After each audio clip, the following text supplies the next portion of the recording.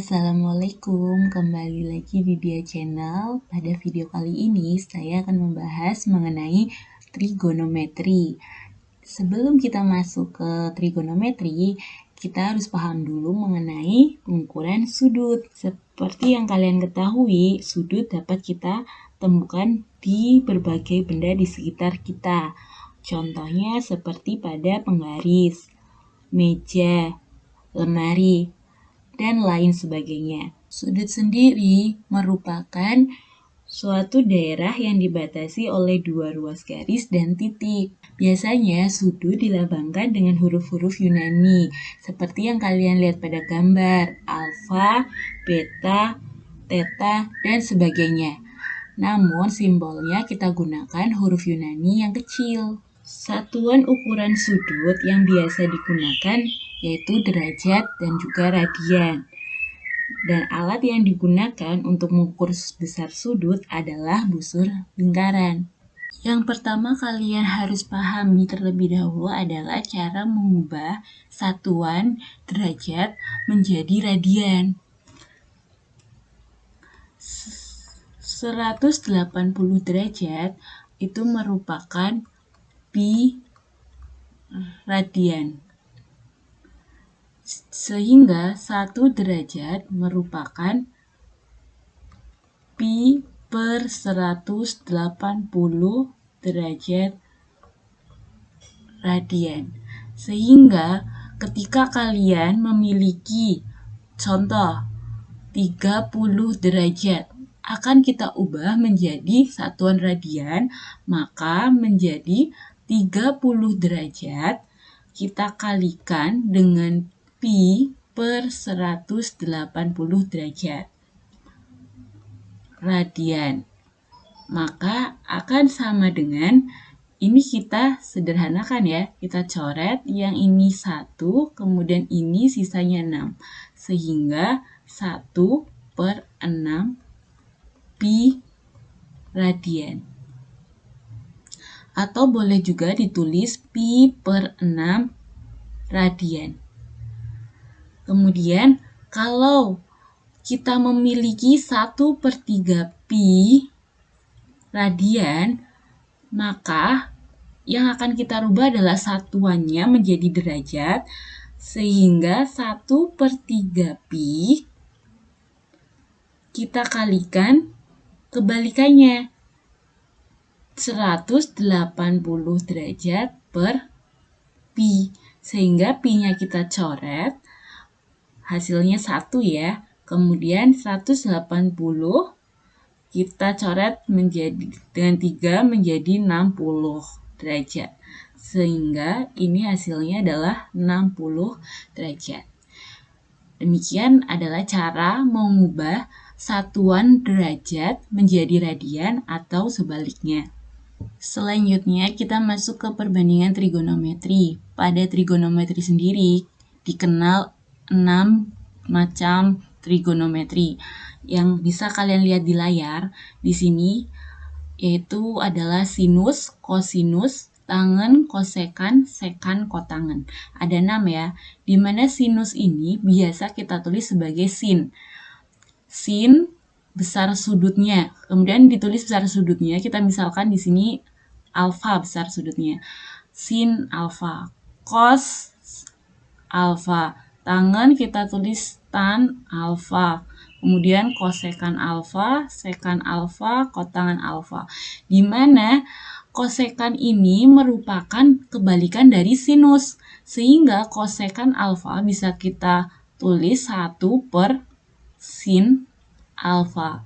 Kemudian sekan adalah kebalikan dari cos, maka sama saja dengan 1 per cos alfa. Kemudian kotangen, pasti kalian tahu ini adalah kebalikan dari 1 per tan alfa.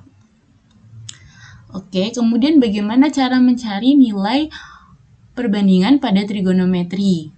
Nah, di sini kita memakai segitiga siku-siku. Anggap saja ini siku-siku di titik ini ya.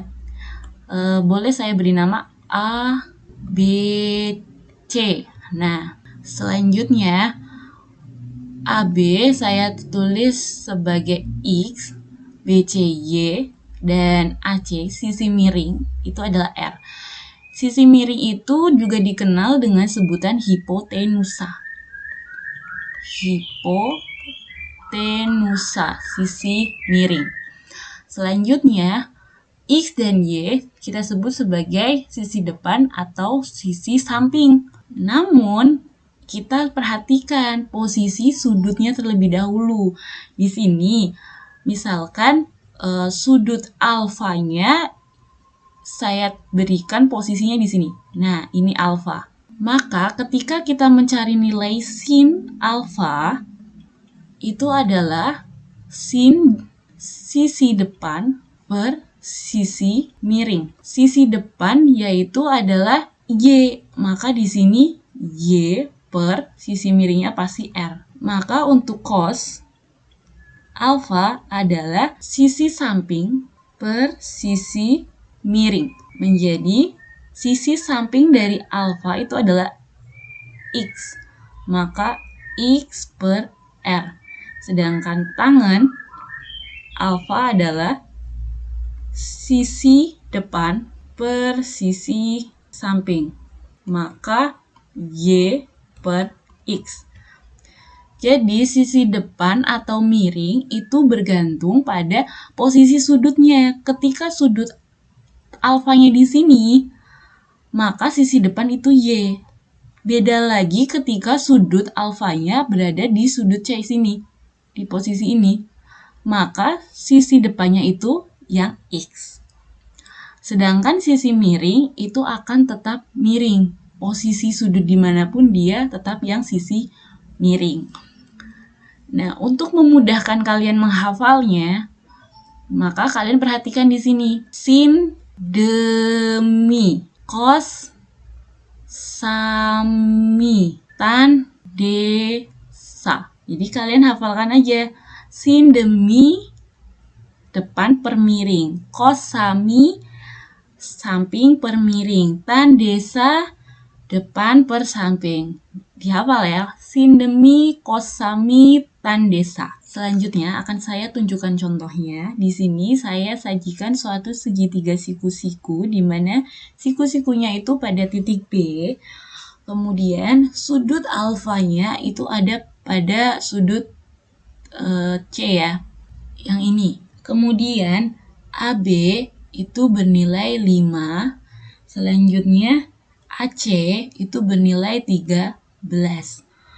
Bagaimana cara kita mencari nilai trigonometrinya? Maka dari itu, pertama kita harus tahu dulu BC itu panjangnya berapa.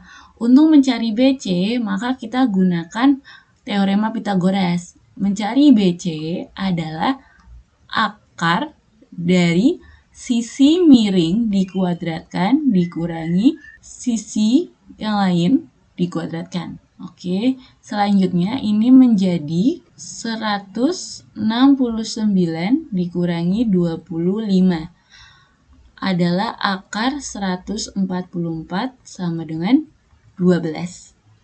Ini adalah sisi BC-nya. Nah, karena alfanya di sini, maka sisi depan itu ada pada AB. Kemudian sisi miring tetap pada AC, kemudian sisi yang samping adalah samping sudutnya ya, yaitu adalah si CB. Kalau sudah tahu sampai sini, tinggal kita cari nilai sinnya. Nilai sin alfa. Ingat, sin demi sisi depan per miring. Maka 5 per 13. Kemudian kos sami samping per miring, maka 12 per 13. Kemudian tan alfa sama dengan tan itu desa depan per samping, maka 5 per 12. Kemudian masih ada 3 lagi yang belum kita cari, yaitu nilai kosekan. Kosekan diingat ya, itu adalah kebalikan dari sin. Kebalikan dari sin, maka kita balik ini menjadi 13/5. Sekan itu adalah kebalikan cos, maka kita balik menjadi 13/12. Kemudian kotangan alfa adalah kebalikan tang, maka jadi 12/5. Untuk video kali ini cukup sampai di sini terlebih dahulu. Untuk video selanjutnya akan saya tunjukkan jenis-jenis sudut istimewa.